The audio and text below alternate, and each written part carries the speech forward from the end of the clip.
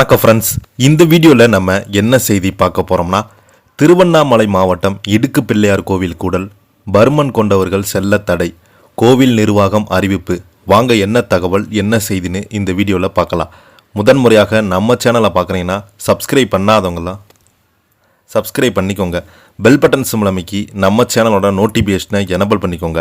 நாங்கள் போடுற வீடியோ எல்லாமே உங்களுக்கு உடனுக்குடனே வந்து சேரும். வாங்க என்ன தகவல்னு பார்க்கலாம். திருவண்ணாமலை மாவட்டம் இடுக்கு பிள்ளையார் கோவில் துவாரத்தில் செல்லக்கூடல் பருமன் கொண்டவர்கள், உடல்நலக்குறைவானவர்கள், வயதானவர்கள் செல்ல தடை விதித்து கோவில் நிர்வாகம் உத்தரவிட்டுள்ளது. திருவண்ணாமலை மாவட்டம் கிரிவல பாதையில் ஏராளமான கோயில்கள் உள்ளது. அதில் முக்கியமான இடுக்கு பிள்ளையார் கோவில், இதனை மோட்ச துவாரம் என அழைக்கப்படுவாங்க. இந்த கோவில் சிறிய குகை போன்ற அமைப்பு உள்ளது. அதாவது கோயில் பின்வாசல் வழியாக ஒருக்களித்து படுத்தோரோ உள்ளே நுழைந்து கைகளை ஊன்றி கொண்டு நகர்ந்து முன்வாசலுக்கு செல்ல வேண்டும். முன்வாசலுக்கு சென்றால் அங்கு நந்தியையும் இடுக்கி பிள்ளையாரையும் வழிபடலாம்.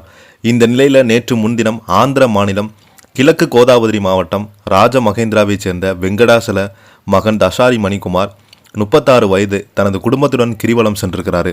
முன்வாசலுக்கு சென்றால் அங்கு நந்தியும் இடுக்கி பிள்ளையாரையும் வழிபடலாம். இந்த நிலையில தான் நேற்று முன்தினம் ஆந்திரா மாநிலம் கிழக்கு கோதாவரி மாவட்டம் ராஜமகேந்திராவைச் சேர்ந்த வெங்கடாசலு மகன் தசாரி மணிக்குமார் 36 வயது குடும்பத்துடன் கிரிவலம் சென்று போயிருக்கிறாரு.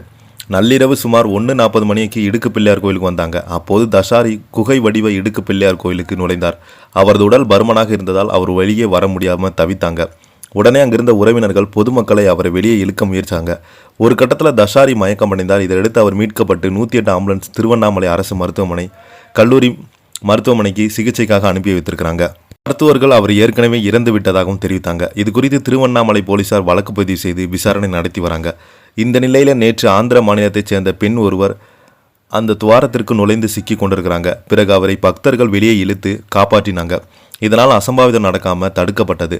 இதேபோல் தொடர்ந்து இது சம்பவங்கள் நடந்த நிலையில் இடுக்கு பிள்ளையார் கோவிலுக்கு உடல் பருமன் கொண்டவர்கள், உடல்நலம் பாதிக்கப்பட்டவர்கள், வயதானவர்கள் செல்ல தடை விதித்த கோவில் நிர்வாகம் உத்தரவை பிறப்பித்துள்ளது. இது தொடர்பாக வழிகாட்டி நெறிமுறைகளை கூட பதாகை வைத்துள்ளது. இந்த கோவில் தாயின் கருப்பறை போல காட்சி தருவதால் இந்த துவாரத்தில் நுழைந்து செல்வோருக்கு எந்தவித கர்ப்பப்பை பிரச்சனைகள் வருவதில்லை. மேலும் பில்லி சூனியம் உள்ளிட்ட கெட்ட சக்தியும் நீங்குவதாக நம்பிக்கை உள்ளது. அந்த வகையில் கடந்த சில மாதங்களாகவே இந்த கோயிலுக்கு ஏராளமானவர்கள் பக்தர்கள் வருகை தந்து இடுக்கி பிள்ளையாரை தரிசித்து வருவாங்க.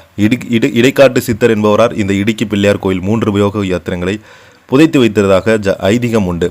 இப்போ பார்த்தீங்கன்னா இந்த செய்தி சோசியல் மீடியாவில் வெளியாகி அதிர்ச்சியை ஏற்படுத்தியிருக்கிறது. இதை பற்றி நீங்கள் என்ன நினைக்கிறீங்க? கீழே உள்ள கமெண்ட் பாக்ஸில் மறக்காமல் பதிவிடுங்க. இந்த வீடியோ பிடிச்சிருந்தால் லைக் பண்ணுங்கள், ஷேர் பண்ணுங்கள். நன்றி, வணக்கம்.